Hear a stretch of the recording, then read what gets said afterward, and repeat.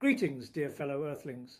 The title of my video today is, Why do these 8 characteristics make us intelligent and wise? In the field of natural science and technology, human beings have developed to the point where they are almost like gods, but in the social field, they are still in a barbaric and semi-barbaric state of hurting each other. And the fundamental reason for this is that human beings have not yet created the scientific method of reasoning about social phenomena, including social problems and human phenomena. The fundamental reason why human beings have not yet created a scientific method for reasoning about social phenomena is that they have not been able to properly understand how social phenomena are fundamentally different from natural phenomena. In order to find the majority consensus about them, I am going to state the 8 characteristics that I have found to be different between social phenomena and natural phenomena. I would like to invite all the people of the earth to examine and evaluate them and debate, compete each other. Chapter 1. The blind men touching the elephant. Anyone who recognizes social phenomena such as freedom, democracy, equality, science, happiness, etc. is similar to the blind men touching the elephant.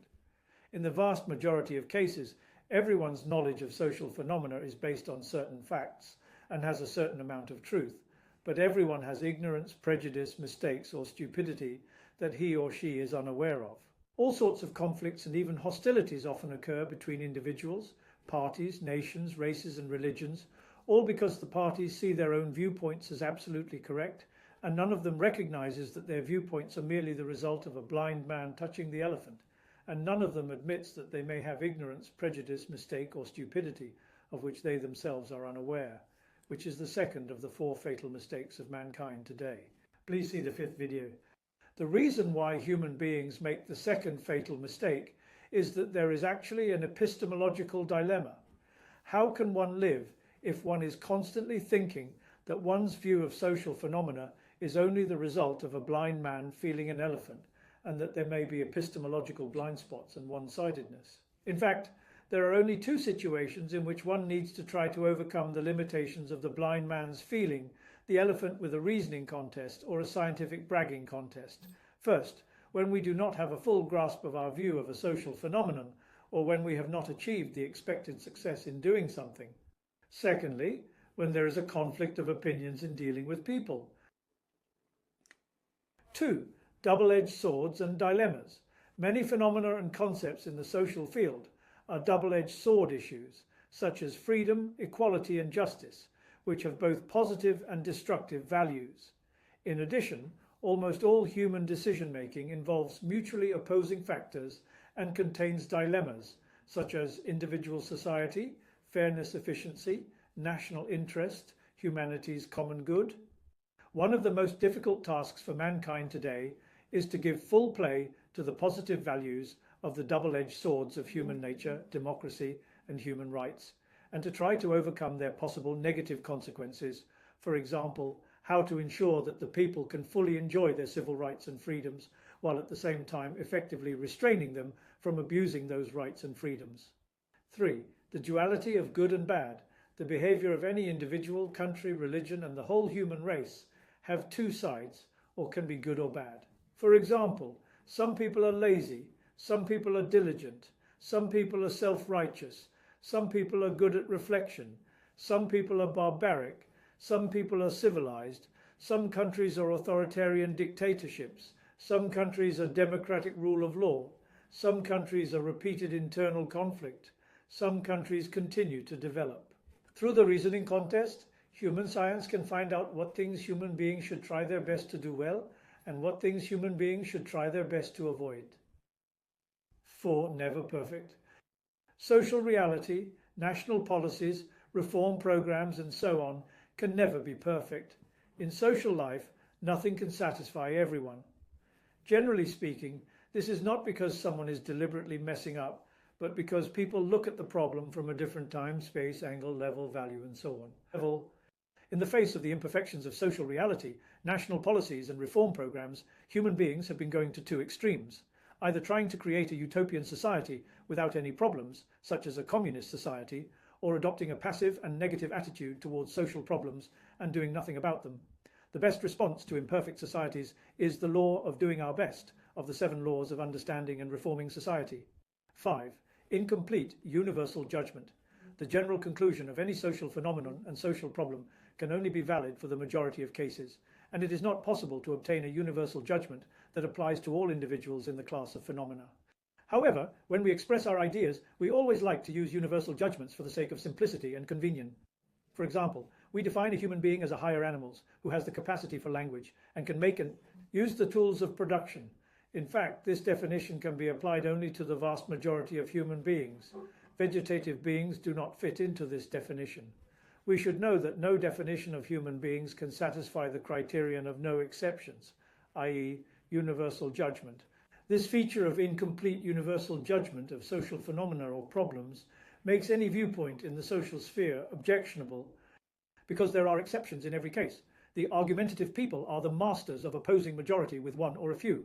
In order to avoid unnecessary conflicts and to make the exchange of ideas sustainable, when discussing social phenomena or social problems, we should tacitly recognize that although the views we express are all universal judgments, in reality they can only be said to be true of the majority of cases. No one should use a few individual cases to oppose or negate the general point of view, and if the few cases are very important, they should be discussed separately and specifically. 6. Mutual restriction. Social phenomena or social problems affect and restrict each other. When we are faced with many problems, in the case of confusion, if we want to clear our minds and find a breakthrough, we need to follow the following principles. 1. When faced with a multitude of problems, priority must be given to solving man-made fatal problems, and then to solving the problems that cause the most trouble for the greatest number of people. 2. In order to solve a major social problem, it is often necessary to address a series of related issues, both horizontal and vertical, such as the recognizing problems of the people behind the major problem, institutional issues, and the scientific methods for finding a majority consensus. 3. Finding a solution to a major social problem often requires that it be approached as a systemic project. 7. Pyramid structure. The results of the natural sciences can often be expressed in precise mathematical theorems, laws and formulas, but if the results of the research of social phenomena and social problems can be expressed in a pyramid structure or a mind map, which is probably the best result, such as the basic framework of management, the theoretical model of human needs proposed by Maslow, and the SMART principles of human resource management, and SWOT analysis models of corporate strategy, they are all conceptual frameworks. They can be expressed in a pyramid structure, and they can basically meet the practical needs. Thinking and expressing ourselves in pyramid structures or mind maps can help us to organize our thoughts clearly. It enables us to have a concise overall grasp of the problem and to break it down to specific details. In addition, the pyramid structure or the mind map can also express the commonality and specificity between individuals of the same kind of phenomena at the same time.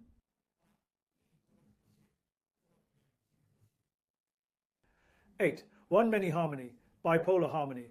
Most people's current default way of thinking is black or white, or either or, bipolar opposition, all or nothing, I'm right, you're wrong, etc.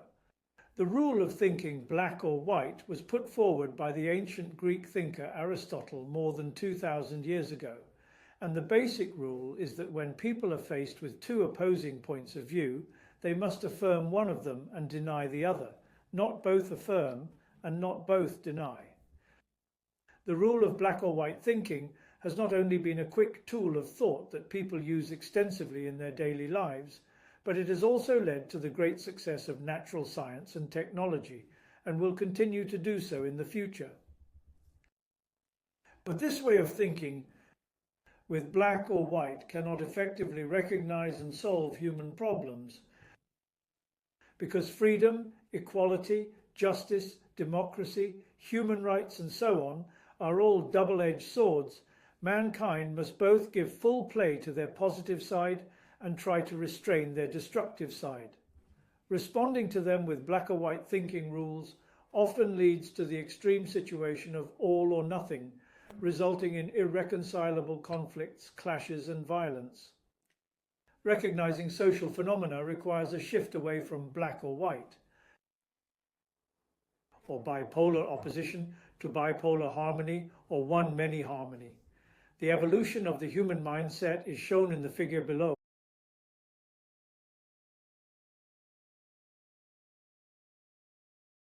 Intelligent people tend to be chaotic, stubborn, or people who go to the extreme have only one way of thinking, while smart people have two ways of thinking and know the different adaptation conditions of the two ways of thinking. Also see the 11th video. Why does mankind still not know the vital importance of one-many harmony? Those who wish to join us in creating a global competition mechanism for the Olympiad on Humanity Problems are invited to send an email to fangxinghegmail.com. The next video is, have social humanities intellectuals in various countries seriously neglected their duties and made the mistake of blindly imitating natural science for hundreds of years? All right, that's all for this video. Thank you.